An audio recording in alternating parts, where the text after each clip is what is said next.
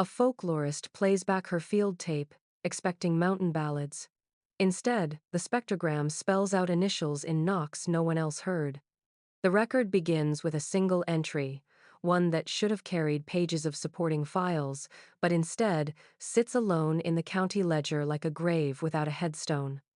The date is August 14, 1923.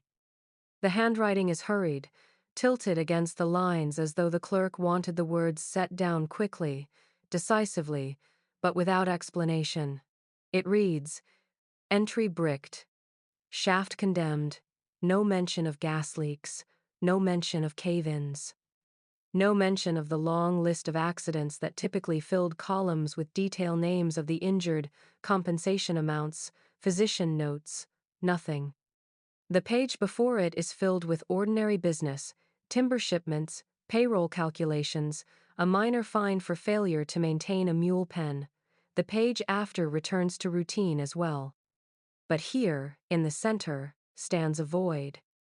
The official burial of Hollow Bend Mine with no cause given. It was unusual for a mine to close without public record. These hills were thick with coal shafts, most of them dangerous, and the county clerks were meticulous about documenting accidents, both for liability and for history.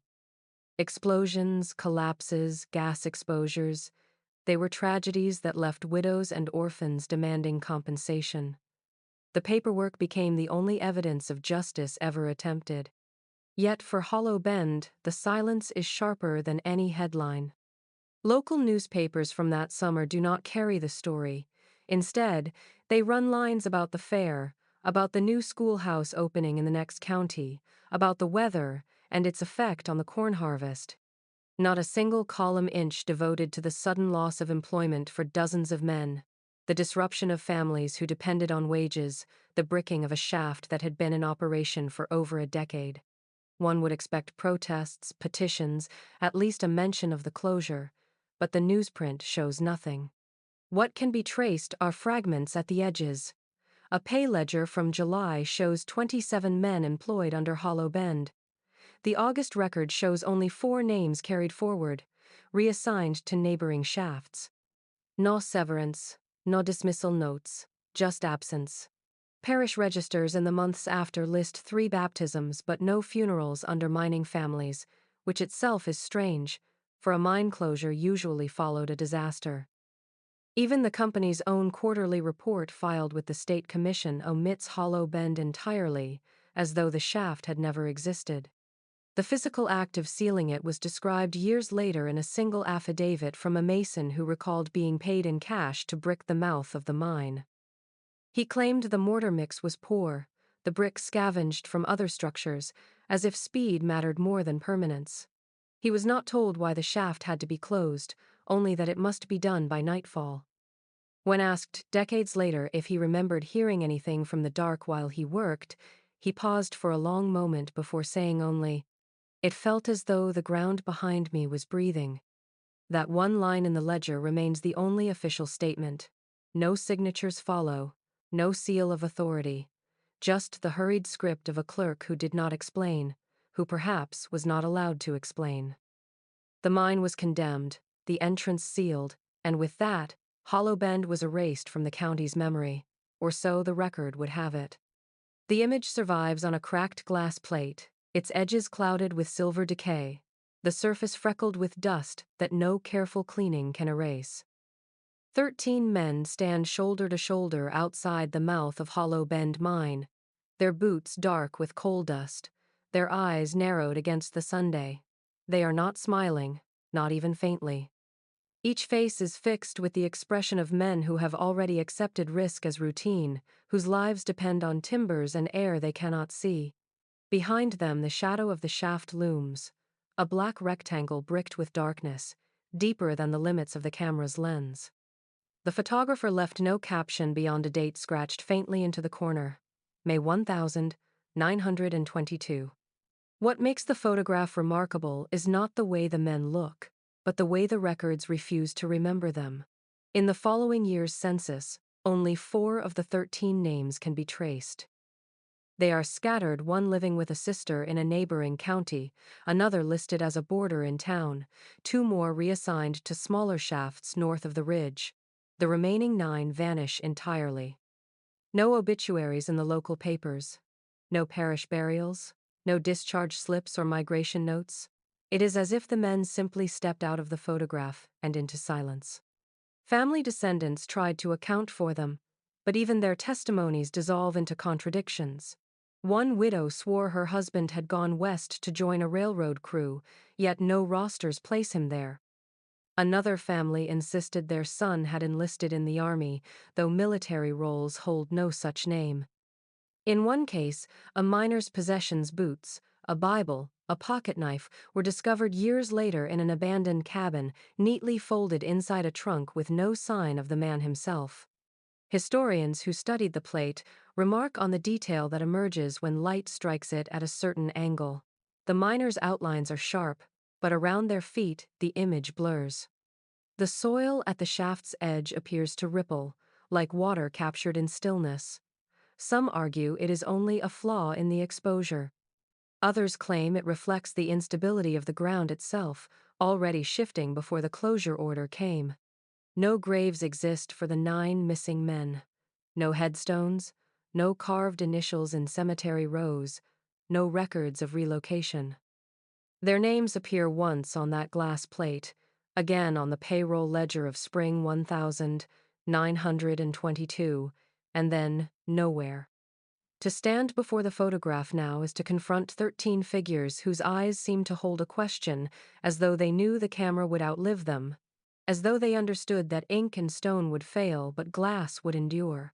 4 of them can still be traced through bloodlines. The rest remain in the shadow of that shaft, their presence preserved only in the photograph that survived the fire, the flood, and the silence of official memory. The payroll book lies brittle and stained, its leather cover warped from damp, its pages warped into waves as though the mine itself pressed moisture into every line. At first glance, it is unremarkable, another ledger among hundreds kept by coal companies across Appalachia in the early 20th century. Columns list dates, shifts, and the names of men whose labor filled the county's coffers. The handwriting is steady, a clerk's neat script shaped by repetition and routine. But midway through the entries for August 1923, the order breaks. One name is cut short, the last letter trailing off into a scratch. The column beside it, meant for hours worked, remains blank. Below, where more names should have followed, the page is empty except for faint indentations, as if the pen hesitated but never pressed ink into the paper. Turning the page does not restore continuity. The next entry resumes weeks later with new names, reassigned to other shafts, as though Hollowbend had been erased mid-shift and no one dared to write the ending. The abrupt silence in the record is more telling than any accident report. These books were the lifeblood of the mine's operation, necessary for wages, audits, and disputes. For the lines to stop without explanation is to suggest that what happened was not meant to be written at all. In the margins, another hand intrudes. It does not match the clerk's practiced script, but scrawls sideways across the ruled lines in uneven ink. At first glance, they appear like careless doodles or marks of correction, but closer inspection reveals a pattern: vertical strokes grouped in 3s, 4s, and sometimes 5s. Tally marks, the oldest form of counting, carved into the page with a pressure that indented the fibers. No names accompany them, no currency figures, no annotations to explain. Just the crude counting of something or someone. Archivists who examined the book decades later argued whether the marks represented lost shifts, unrecorded fines, or an informal record of debts. Yet the placement of the tallies suggests otherwise. They cluster beside the unfinished names, beside the blank hours, as though marking the very absence itself. Some are drawn over faded ink stains, suggesting they were added after the ledger had already begun to rot in storage. Others appear fresher, darker, as though someone returned to the forgotten book to continue keeping score long after the mine was sealed. The surviving pages are fragile, flaking at the edges, but the blank columns remain stark. They speak of men who clocked in but were never allowed to clock out, whose wages were never tallied, whose hours dissolved into silence. The official record refuses to say what became of them, but the anonymous hand in the margins could not resist counting. Whether those marks were meant as remembrance or as a toll extracted from the nameless, no one can say. What remains undeniable is that the ledger itself became part of the evidence, a book not of wages earned, but of names erased and numbers that no longer balance. The letter exists only in fragments, a sheet browned at the edges, folded and unfolded until the creases nearly split it in two. It was written in September 1923, weeks after the mine was officially sealed, addressed to the state inspector's office in Charleston. The engineer who composed it left no name on the surviving copy, only the title, Resident Engineer, Hollow Bend, typed faintly at the top. His words, however, carry more weight than any signature. The opening lines detail routine observations, pressure readings along the main shaft, stability of the support timbers, air composition tests. The language is technical, methodical, written with the detachment expected of a man whose job was measurement, not imagination. But midway through, the letter shifts. He writes that the seams of Hollow Bend do not behave like ordinary rock. They flex, he claims, expanding and contracting in ways that could not be explained by temperature or water intrusion. He describes standing at the lowest level of the shaft, lantern in hand, and hearing a faint rhythm echo through the stone. The timbers creaked in time with it. Dust fell in pulses, as if shaken loose by something beneath the surface. His words grow less precise, almost desperate. The seams shift not like earth, but like lungs. He insists he felt air move where there should have been none, a subtle inhalation and exhalation through the black ribs of the coal face. The remainder of the letter is obscured. Heavy black strokes of ink blot out entire paragraphs, applied later by an official hand that meant to conceal rather than preserve. Through the censor's work, only fragments survive phrases like, "Workers report knocking," and "movement when none should be possible." A final line, barely visible beneath the ink, appears to read, "This mine is not empty." Why the state kept the letter at all remains a mystery. Most correspondence of that kind would have been filed and forgotten, yet this one was marked, sealed, and stored apart from other records. Some speculate it was retained as evidence for a liability case that never reached trial. Others suggest the inspector himself was unsettled, unwilling to destroy the document even as he ordered it censored. What is clear is that the engineer never appeared in later company rosters. His name vanishes as thoroughly as the miners he oversaw. No obituaries, no pension records, no trace in the professional directories of the time. Only his words endure, half erased but still legible in their urgency, describing stone that breathed and a mine that felt alive. The letter does not explain why Hollow Bend was bricked shut without report, but it provides the closest thing to a reason, that what the men uncovered below was not collapse, not gas, not water, but something the records themselves could not be permitted to name. In the archives of the county library, bound volumes of newspapers line the shelves like a spine of collective memory.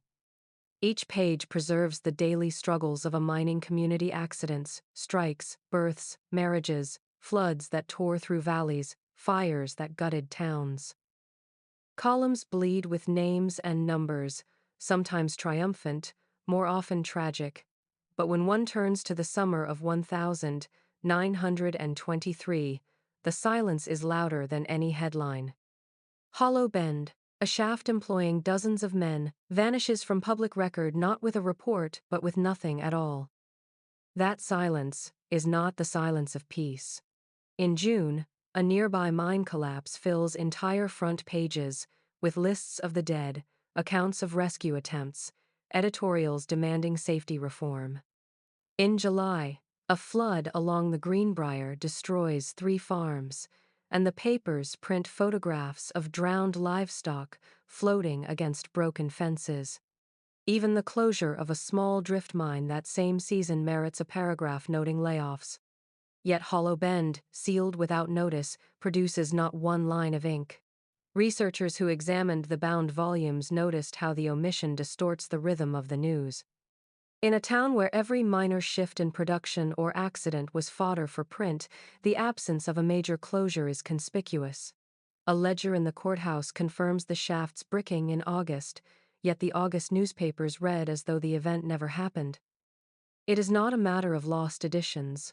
Multiple copies survive, each page intact, each issue accounted for. The silence was deliberate, chosen, enforced. Later interviews with families of miners suggest the absence was felt, if not spoken of. One widow recalled waiting for her husband's name to appear in the casualty list that never came.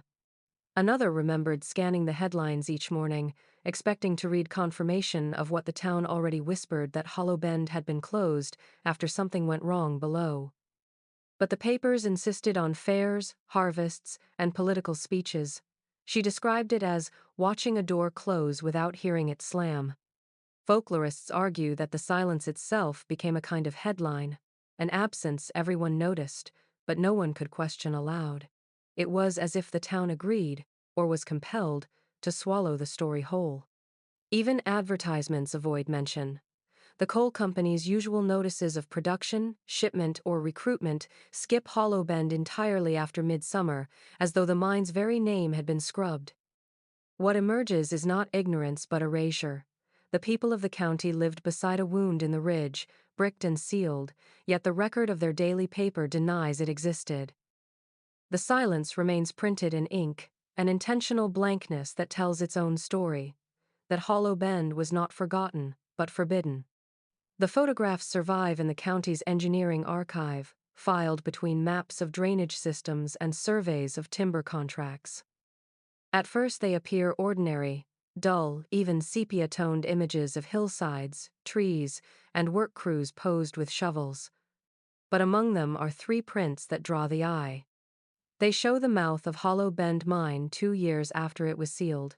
In the first, the camera stands at a distance, capturing the ridge itself, a jagged cut in the earth where men once descended each dawn. In the second, the frame tightens, revealing what replaced the open shaft. A wall of brick, roughly stacked, mortar running uneven like clay slapped in haste. The bricks do not match. Some are weathered red, others pale and chalky, as though scavenged from chimneys and ruined barns. In the third image, the focus rests entirely on the wall itself. No men appear, no tools, no inscription, just stone pressed against stone, crude and final. The composition of the barrier raises more questions than it answers. Mines that were closed for safety or exhaustion of coal were typically sealed with reinforced timbers, heavy gates, or at the very least, an iron grate to allow for ventilation and inspection. Hollow Bend received none of these. Instead, it was bricked shut like a tomb, with no attempt at symmetry or permanence. The mortar looks hurried, slapped thick in some places, absent in others, leaving gaps where the dark behind presses through. To stand before it must have been unsettling, the sense that the bricks were not a barrier strong enough to protect, but a gesture meant to conceal. Residents who lived near the ridge in the 1920s remembered the wall differently depending on who was asked. One man claimed he saw lantern light glowing between the gaps at night, as if someone moved on the other side. A farmer who passed with his wagon said the bricks were still warm in the morning after the sealing, though no fire had been set. Children were warned to stay away, not out of fear of collapse, but because their parents insisted the mine was still breathing. The photographs provide evidence, but no clarity. The wall endured storms, frost, and vines, yet never bore an official plaque or marker. It was left anonymous, unclaimed by company or county. That silence gave rise to its reputation. People spoke of it not as a sealed mine but as a door, one built to be closed and never opened again. And behind it, darkness remained, thick and patient, waiting just beyond the mismatched bricks.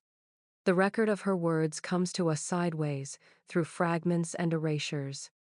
Officially, The transcript of the county court hearing in October 1923 contains only procedural language statements of property rights, references to safety codes, the clerk's formulaic notations. Nowhere in the bound volume does her name appear.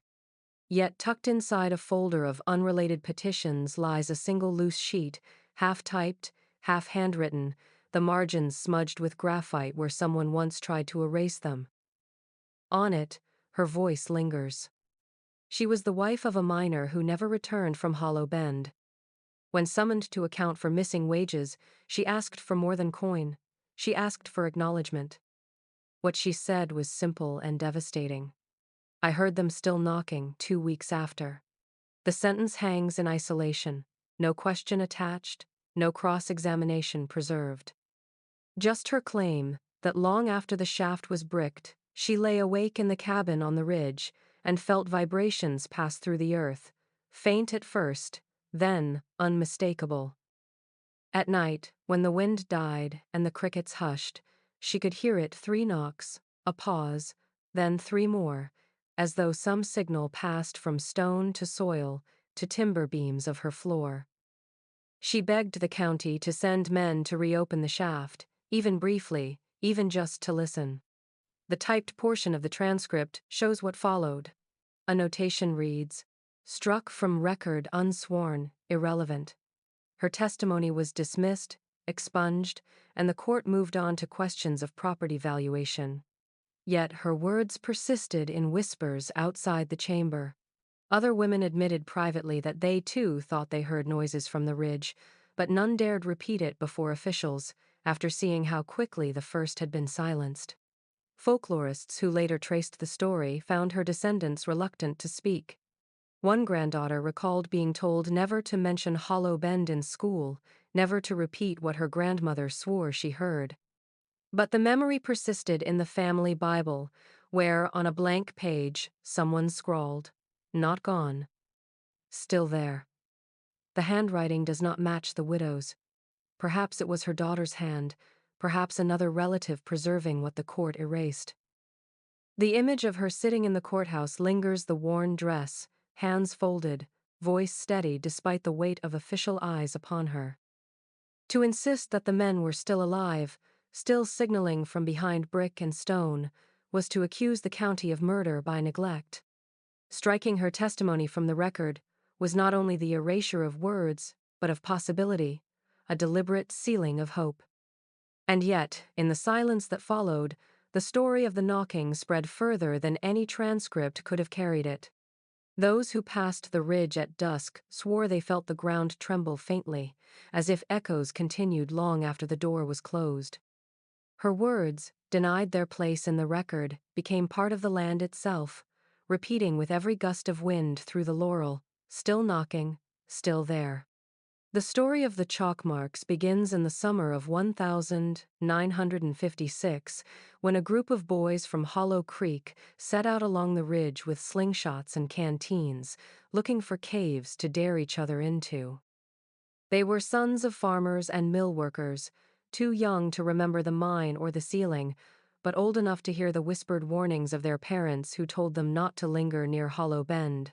Children, of course, hear such warnings as invitations. By dusk, when they returned home, their pockets were filled with smooth stones and their shoes were scuffed with dust. But their voices carried only one subject: the arrows. They had found them on the rocks lining the trail chalk marks, pale and deliberate, pointing always in the same direction. The arrows varied in size, some no longer than a hand, others stretching a foot or more across the stone. What unsettled them was not the direction but the detail, the handwriting. Each arrow was drawn with the same rounded strokes, the same careful tails and flourishes taught by teachers who insisted that penmanship defined a child's discipline. The boys recognized the style immediately, for their own school notebooks bore the same shapes, the same looping letters. Yet the chalk they traced on the ridge was weathered, as if laid down decades earlier. One boy swore he saw faint letters beside the arrow's initials written in script, so old it barely clung to the stone. When shown to their teacher, she paled and dismissed it as children's imagination. But when one of the boys copied the marks into his own primer, the resemblance was unmistakable. The flourishes matched the copybooks preserved in the county archives from 1923, the very year Hollow Bend was sealed. The teacher, who had grown up hearing her own parents speak of the mine in hushed tones, never raised the subject again in class. Years later, hikers reported similar arrows, some nearly erased by rain but others startlingly crisp, as though renewed by unseen hands. They always pointed toward the bricked mouth of the mine, leading wanderers deeper into the ridge.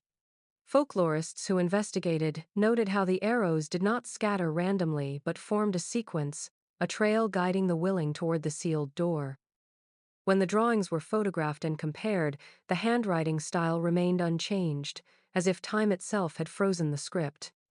Local rumor insisted the marks were not warnings but invitations, left by those who never returned from the mine. Parents forbade their children from carrying chalk into the woods, but new arrows appeared nonetheless, white against stone, insistent in their direction. It was said that if one followed them all the way, they would end not at the mine's wall, but at a place where the ground itself seemed to breathe. Whether traced by restless hands or by something older, the chalk marks endured, whispering lessons no teacher had given, always pointing toward the darkness sealed behind mismatched bricks. The discovery came in 1961 when a team of surveyors was sent to map abandoned shafts in the county as part of a safety initiative.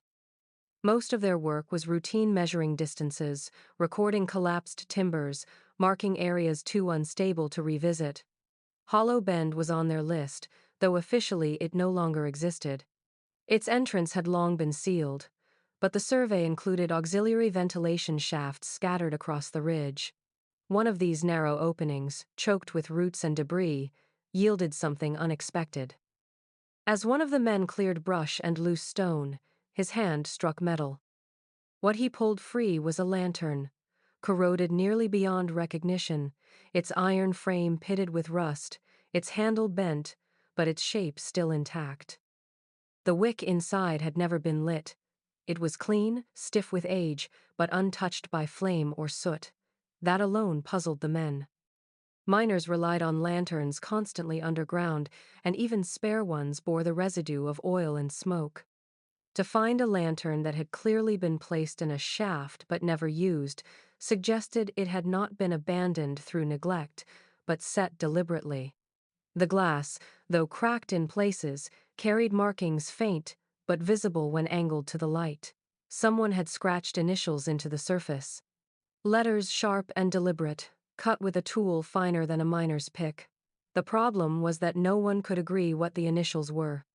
Some swore they saw an EM, others insisted it was SH. A few claimed the letters shifted depending on how the light hit, never resolving into a fixed name. When the survey team returned the lantern to the county office, it was logged but never claimed. None of the families with missing miners recognized the markings. Payroll rosters offered no clear match. Yet when the lantern was examined against the glass plate photograph of the 13 miners, archivists noticed a detail. Several of the men wore lanterns clipped to their belts, but one figure in the back row carried nothing. His hands were bare, his belt empty. Some wondered whether the lantern found decades later was his, scratched with letters no longer tied to him, sealed in a shaft where no light had ever burned. The artifact was placed in a display case for a time, but visitors complained. Some said the glass fogged whenever they leaned close, as though breath rose from within. Others claimed the initials seemed to mirror their own when they stared too long. Eventually, the lantern was removed from view and stored in a locked drawer. Its wick remains unburned, its markings unresolved, an object preserved like a message never meant to be read, recovered from a shaft that should have been silent, but was not. The map was rediscovered in a rolled bundle of survey charts decades after the mine's closure, its edges frayed, its vellum browned with age. It bore the familiar grid lines and inked annotations of company draftsmen, meant to track the spread of Hollow Bend's tunnels as they cut deeper into the ridge. At first glance, it seemed typical, A record of shafts, crosscuts, and ventilation lines drawn with precise angles and measured distances. But the closer one looked, the less sense it made.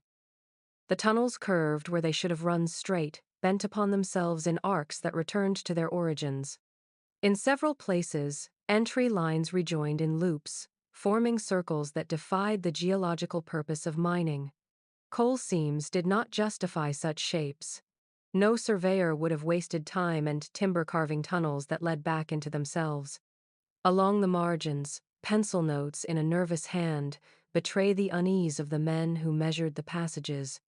Angles do not reconcile, one reads. Another line, darker, etched as if pressed with force. Layout impossible. Measurements are crossed out and recalculated, only to be crossed again. As if the draftsman attempted to correct what could not be corrected. In one corner, beneath a set of concentric loops, the faint words linger. We walked straight, we came back. The anomalies were not minor. One shaft marked as 200 feet long ended precisely where it began, forming a circle that no amount of compass work could explain. Another cut, intended to intersect with a ventilation drift, passed through it twice without divergence. Surveyors left dotted lines trailing into blankness, unwilling to commit the shapes they recorded, as though ink could bind them too closely to the strangeness they had witnessed. Historians who later studied the chart noted that the loops resembled not mining diagrams but labyrinths, patterns more often found carved into church floors or etched onto ancient stones. Yet these were drawn in the hand of engineers, not mystics, men trained to measure rock and timber. The incongruity made the map feel less like a technical record and more like a warning. When the map was presented to state inspectors in 1924, it was quietly removed from the file. No official mention of its existence appears in surviving reports. Yet copies circulated in whispers among miners who claimed Hollow Bend could not be trusted. They told stories of walking straight ahead only to find themselves back at the shaft's mouth, of hearing their own footsteps return to them out of sequence. Whether the tunnels were misdrawn, misremembered, or truly bent upon themselves, the map endures as proof that something underground refused to follow the laws of stone. Its loops close upon themselves like a signature no one has yet learned to read, a message written in geometry instead of words. By the mid-1970s, Hollow Bend had slipped into rumor, a sealed scar on the ridge remembered only in whispers of the old miners' families. The bricked mouth was overgrown, vines threading through mortar, the path to it nearly lost beneath laurel and pine. Yet hunters who roamed the hills began reporting something that pulled the mine's silence back into notice. On hot days, especially when the air hung still and the sun pressed heavy on the limestone, a smell rose from the cracks that veined the hillside. It was not the rich, damp scent of earth or the sulfur bite of coal smoke. It was sharper, stranger, like a mix of bleach and metal, acrid enough to sting the nose and coat the tongue. Hunters spoke of pausing mid-trail, rifles slung on their shoulders, as the odor drifted from fissures in the rock. Dogs refused to follow. One man recalled his hounds whining, tails tucked, pulling back as though the ground itself threatened them. Another described finding a fissure where the scent poured out strongest, a thin plume of air that shimmered faintly in the heat. He said it smelled like something burned and buried, but not wood, not flesh, not anything he could name. When locals raised the issue to county officials, the response was dismissal. The ridge was old, they said. Gases seeped naturally from fissures in coal seams. The hunters were exaggerating, their noses too sensitive after days in the woods. Requests for soil and air testing were noted but never carried out, at least not publicly. A state geologist who visited briefly in 1976 filed no formal report, only a line in correspondence. No hazard observed. Yet in town, the stories multiplied.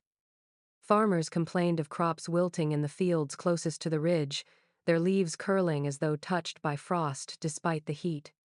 Children claimed the smell followed them home, clinging to clothes after they wandered too close to the slope.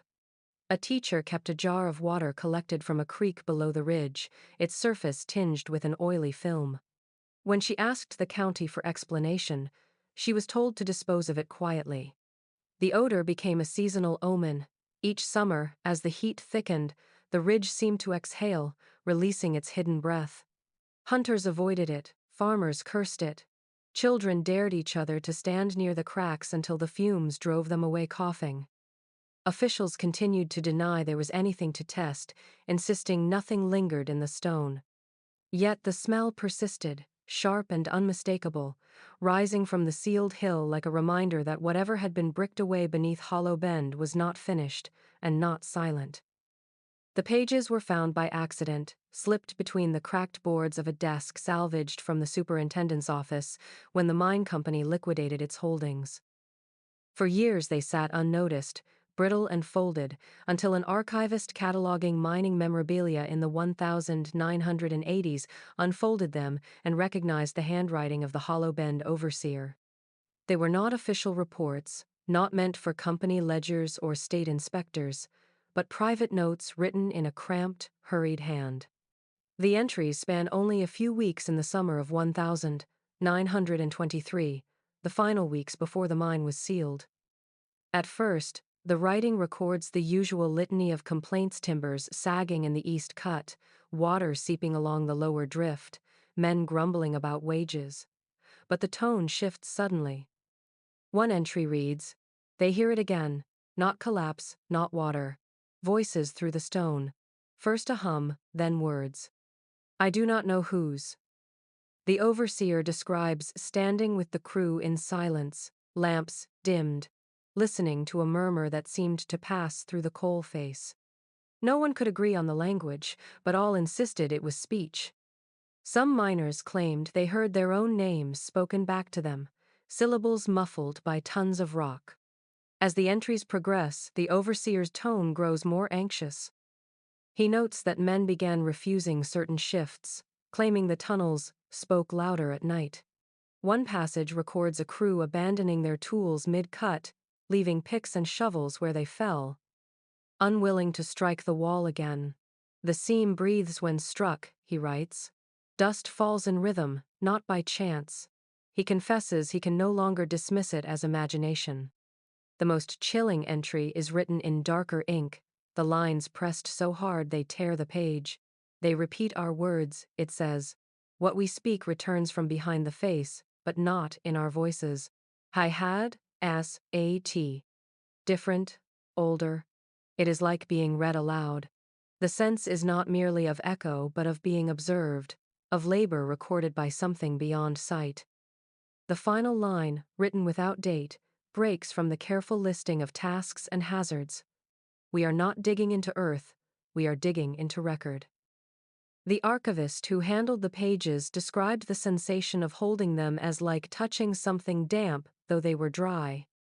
The handwriting falters at the end, strokes uneven, as though the overseer wrote in haste or fear.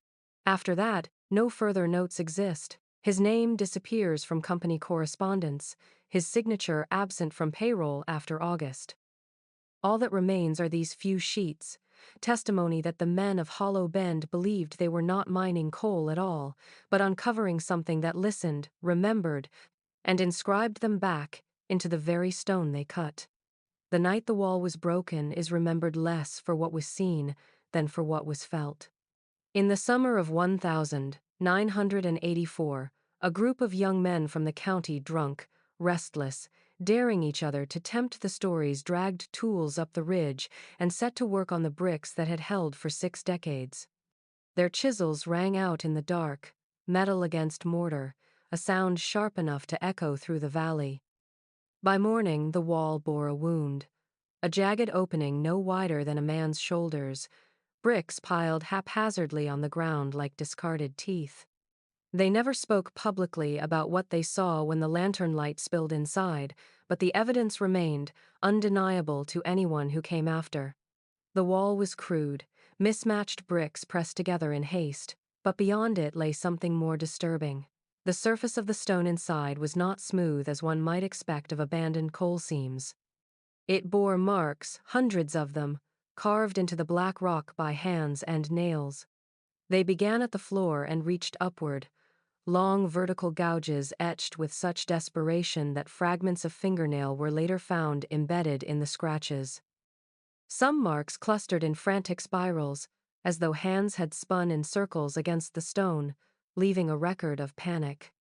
Others were deliberate rakes, steady and evenly spaced, tracing paths that climbed higher than any trapped miner could have reached. The vandals fled the site after their discovery. One was said to have vomited against the wall before running. Another swore he heard a faint tapping from the dark beyond, though no one else claimed the same. When daylight returned, locals who followed the trail found the bricks scattered, the hole gaping like a mouth forced open. They peered inside and saw what the boys had described. Claw marks gouged from the inside out, reaching upward as if toward air that never came. The smell that rose from the opening was not rot but a heavy mineral tang, metallic and cloying, as though the stone itself had bled. County officials moved quickly to reseal the damage. Reports filed afterward spoke blandly of vandalism, trespassing, and property destruction. Nothing was written about the gouges. Nothing about the way the claw marks climbed higher than a man could stretch. Bricks were laid again, this time with heavier mortar, and guards were posted for several weeks until interest faded. But the memory lingered in town. Parents repeated it as warning, children whispered it as dare. For many, it was the first physical proof that the legends of Hollow Bend were not only stories.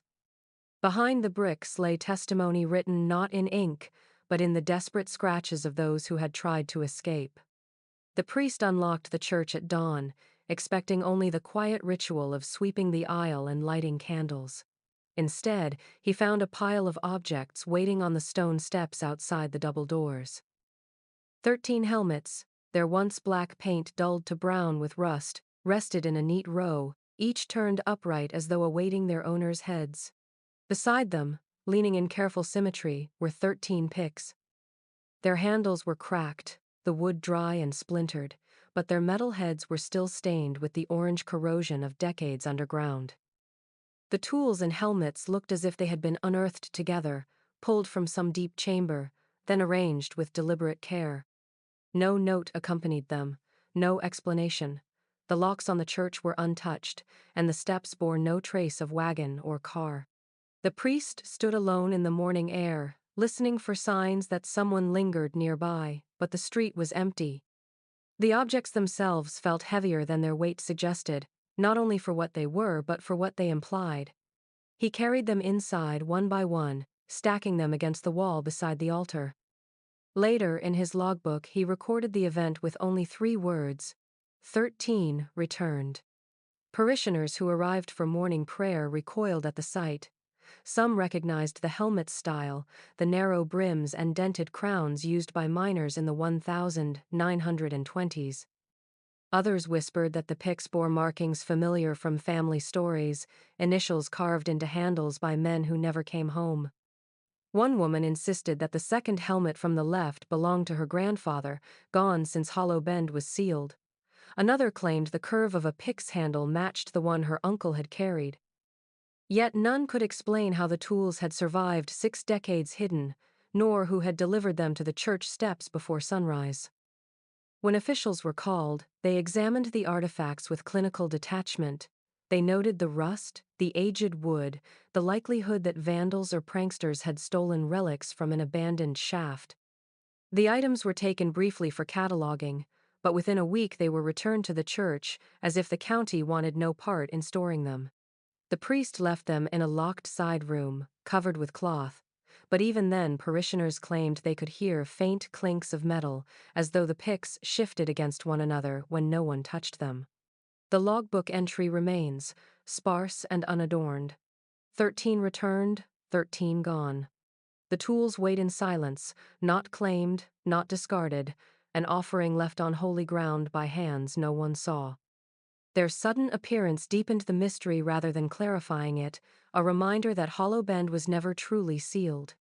Some believed the miners had come back in the only way they could, not in flesh, not in bone, but through the tools that had once bound them to the earth. The recording was meant to capture songs, not silence.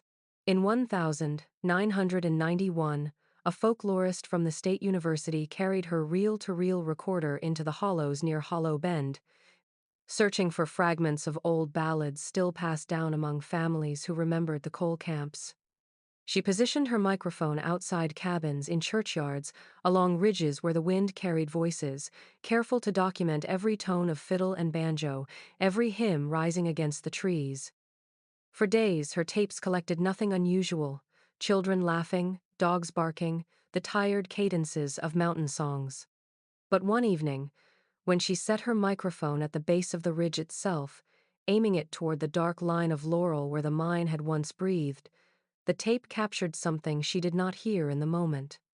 Later, in her hotel room, she played the reel back. The ambient sounds of cicadas and nightbirds filled the first minutes.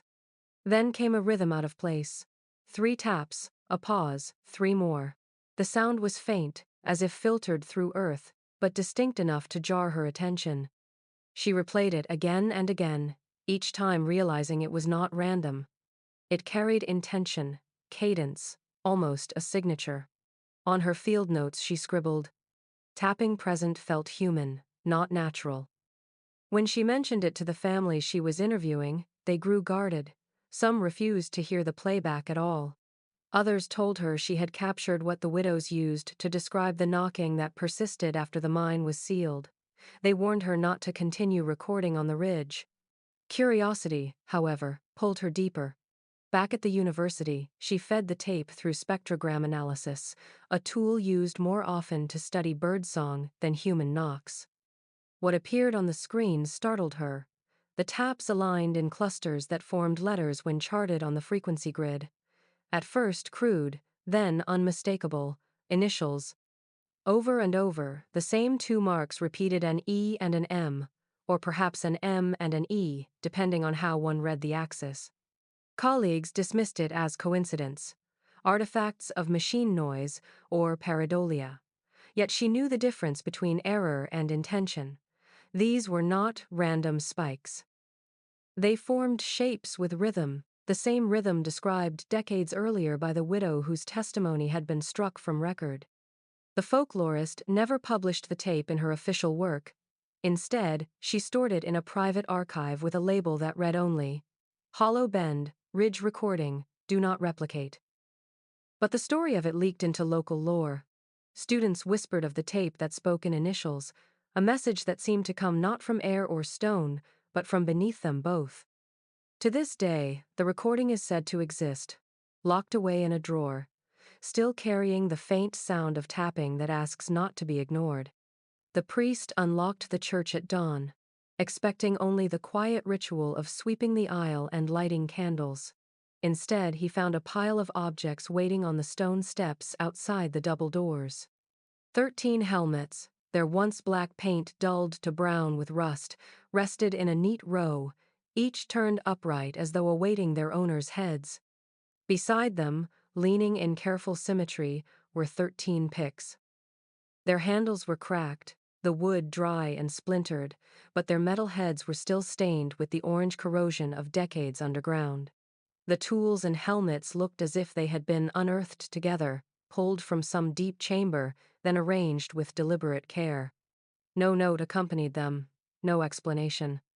The locks on the church were untouched, and the steps bore no trace of wagon or car.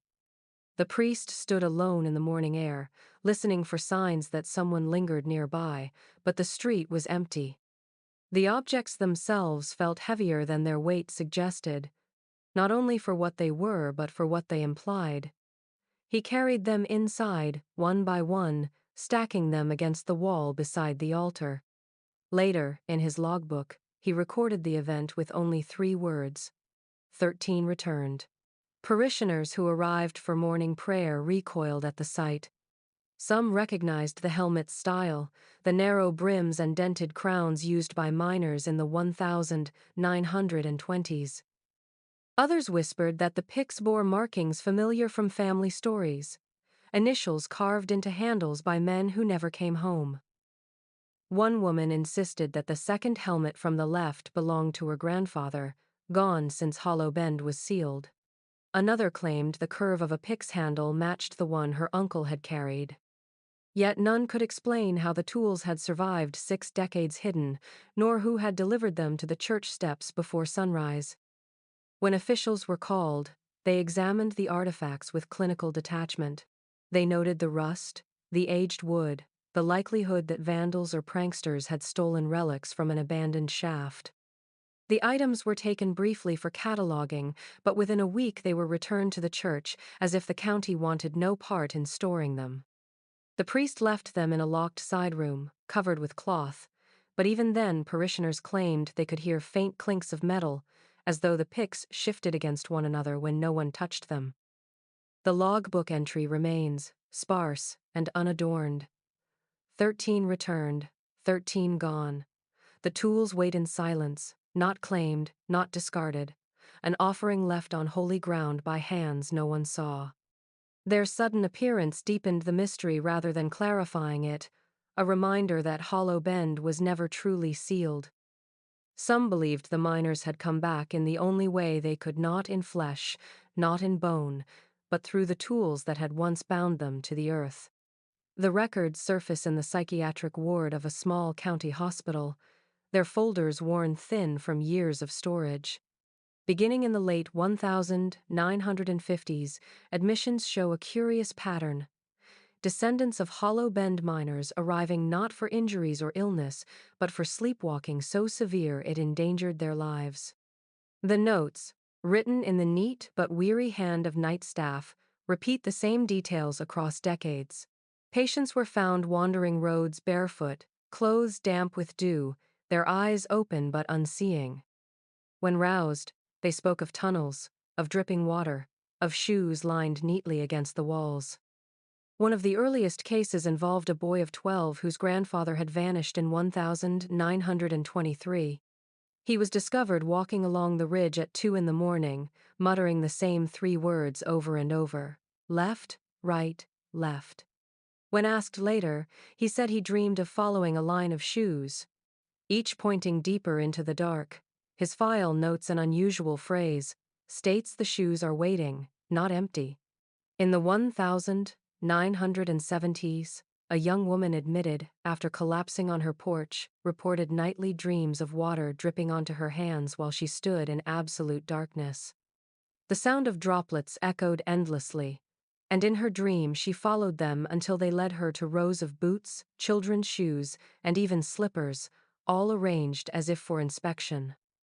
When shown old photographs of miners, she pointed to them without hesitation and said, "I was walking where they stopped." Doctors debated explanations. Some suspected inherited trauma, stories passed down until they reshaped into nightmares. Others dismissed it as coincidence, attaching clinical labels: somnambulism, night terrors, stress, induced dissociation. But the notes reveal a persistence that ordinary psychology could not explain. The dreams repeated across generations, striking men and women, children and adults alike, all tied by blood to the missing of Hollow Bend.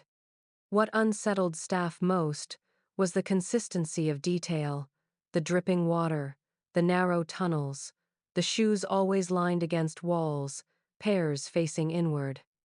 One physician recorded his own unease after a patient asked him whether the hospital floors creaked like timbers because they are listening underneath.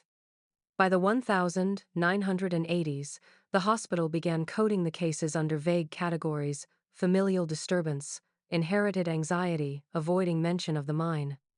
But the files remain, page after page of dreams too aligned to dismiss. The patients returned to their homes, medicated but unrelieved, still waking in the night to wander barefoot, as if the ridge called them. For them, the sealed mine was not a story from the past, but a presence carried in blood and bone, pulling them back into tunnels no one alive had ever walked.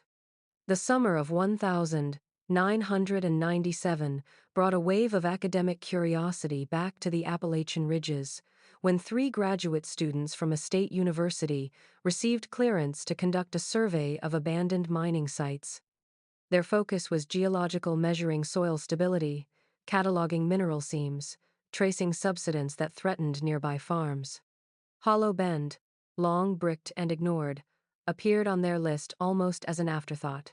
County officials, perhaps amused by the thought of students poking at old myths, granted them temporary access. With notebooks, cameras, and air quality meters, they hiked into the overgrown trail that led to the sealed mouth. Their early notes were meticulous. One described the uneven mortar of the wall, confirming what old photographs had shown. Another noted the way vines had split some bricks, leaving gaps that exhaled faint currents of air. They measured the drafts with their instruments, puzzled at the fluctuations stronger than expected, as though pressure shifted within. The first day's log ends with technical data, temperatures, compass bearings, soil composition. The second day grows less clinical. Phrases creep into the margins, intermittent tapping, and smell sharp, metallic. By the third day, the entries grow stranger still. The last written note is a single line scrawled across the bottom of a page. The air feels full of breathing. After that, no further words appear. Their gear was later found stacked neatly at the tree line, packs zipped, notebooks closed, cameras untouched. But the students themselves never came down from the ridge. Search parties combed the area for weeks, bringing dogs, helicopters, even ground-penetrating radar. Not a scrap of clothing or bone was ever recovered. It was as though the forest had swallowed them whole. Officials filed their disappearance as a wilderness accident, citing possible falls into hidden sinkholes. Yet the families who pressed for answers were told conflicting stories. Some were assured the ridge had been searched thoroughly, while others quietly heard from deputies that certain areas near the mine were too unstable to risk entering. The sealed wall was bricked again during the search, as if to emphasize containment rather than recovery. The notebooks survive in the university archive, brittle with damp but legible. Students who have handled them swear the margins bear faint smudges that do not belong to pen or dirt, impressions like fingerprints pressed into the paper from hands not their own. The final line remains the most unsettling. Not a technical measurement, not a scientific observation, but an impression too human to ignore. The air feels full of breathing. 3 voices fell silent there, and whatever answered, if it did, never allowed them back. The box was discovered in 2011 during the slow cataloging of a storage wing in the state library. It sat on a top shelf, coated in dust, its label faded and half-peeled. Agricultural yields, 1,920, 1,925. When opened, however, the contents had nothing to do with crops or farm reports. Inside were 3 objects that should not have survived together. Payroll ledgers from Hollow Bend, a stack of photographs, and a tightly rolled bundle of cloth strips tied with twine, so old it crumbled at a touch. The ledgers were familiar but incomplete. They contained the same abrupt silences found in the county's records lines ending mid-name, columns of hours left blank. Margins bore the same strange tally marks already known from other fragments. The photographs, though, were rarer. One showed the bricked mine mouth in sharper detail than any local print, the mismatched wall already streaked with moss. Another depicted miners standing in a row, but this time only 12 faces were visible, the 13th blurred into absence as though the camera itself had recoiled. It was the roll of cloth that unsettled even the archivists hardened to strange finds. Strips of linen, each roughly 6 inches long, bore names written in black ink, faded but legible. 13 in all. The handwriting varied, as though each had been written by a different hand, but the names matched exactly those of the miners listed in the 1,922 payroll. Not only the 4 who appeared later in census rolls, but the 9 who vanished. Each strip looked as though it had once been tied to something, edges frayed, faint traces of soot staining the weave. What the cloth had been used for, no one could agree. Some archivists speculated they were armbands for funerals, though no service was ever recorded. Others thought of prayer ribbons, offerings meant to tether memory to fabric. A folklorist consulted by the library staff suggested something darker, that the strips resembled the tokens left in certain burial rituals, names bound to cloth when bodies could not be found. The greatest mystery was how the box reached the state library at all. No accession record existed, no staff remembered cataloging it. Its barcode was mismatched, linked to agricultural surveys that were themselves missing. For a time, the box was displayed as a curiosity during an archival exhibition until visitors complained that the glass case fogged from within, obscuring the names. Afterward, the box was sealed and moved to restricted storage. The entry in the librarian's log remains brief. Contents anomalous retain but do not circulate. Yet those who handled the cloth strips recall the way the ink seemed fresh under the light, as though the names had only just been written. 13 miners, gone without graves, preserved not in stone but in fabric, tucked into a box that should never have existed. The work order came in late autumn, 1997, only weeks after the disappearance of the 3 geology students. Officially, it was listed as site stabilization, a routine maintenance measure to prevent further trespass into a condemned property. But those who lived in town knew the order was less about safety and more about sealing memory, about closing a place that had once again taken lives. A crew of county laborers was dispatched to the ridge under the escort of sheriff's deputies, their trucks hauling pallets of cinder block, bags of mortar, and portable floodlights to banish the dusk. At first, the work progressed with the mechanical rhythm of men accustomed to physical labor. Bricks were lifted, mortar spread, the old wall reinforced. The air around them was heavy, still carrying the faint chemical tang that hunters had complained of years earlier. Deputies stood watch with rifles slung over their shoulders, not because they expected trouble from townsfolk, but because no one wanted to be near the shaft without a show of authority. By the second day, the crew began to change. One worker muttered that the mortar wouldn't set right, that it dried too fast in places and stayed wet in others, as though the wall itself rejected the seal. Another swore the ground beneath his boots throbbed faintly, like the hum of machinery buried deep. They worked faster, each man eager to finish, but unease spread through them like a contagion. It was late afternoon when one of the masons, his name never published, dropped his trowel and staggered back from the dark opening. His face drained of color, his voice unsteady. He swore he had heard his name spoken from inside. Not shouted, not echoed, but whispered, as though lips pressed to the stone just beyond the gap in the wall. The deputies mocked him at first, telling him he was spooked by shadows, but when he refused to continue, the others laid down their tools as well. None of them would lift another brick. The sheriff tried to order the work finished, but no amount of threats or pay could draw the men back to the shaft. Eventually, another crew was brought in weeks later, outsiders contracted from a neighboring county. They worked quickly, silently, laying a fresh barricade of concrete block and sealing every fissure with reinforced steel mesh. By the time winter set in, the mine mouth was bricked over once more, this time under heavier guard and tighter silence. The county records show the expense, the invoices for materials, the signatures of officials. Nowhere do they mention the whisper. Yet among locals, the story endured that one man's name was spoken back to him from a place no living throat should have been, and that fear, not mortar, was what truly sealed Hollow Bend again. The ridge stands quiet now, its trails overgrown, its old markers long swallowed by underbrush, where Hollow Bend once drew men by the dozen, where wages and danger intertwined. Only silence remains. The shaft has been sealed 3 times, each layer of brick laid over the last, until the wall resembles a scar of mismatched stone pressed into the hillside.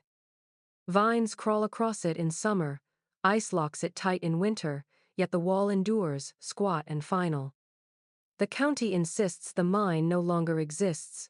Its website lists no record of Hollow Bend, no entry in maps or registries, as if omission could erase memory. To read the official archives is to believe there is nothing there at all. And yet, the wall remains. Hunters skirt the ridge, taking long detours rather than passing near the site. Teenagers who once dared each other to climb the slope no longer try. They say the place feels wrong, the air too still, the soil too heavy. One man described it as walking near a closed door that someone waits behind, listening. The bricked mouth has become less a ruin than an active presence, an absence that exerts pressure.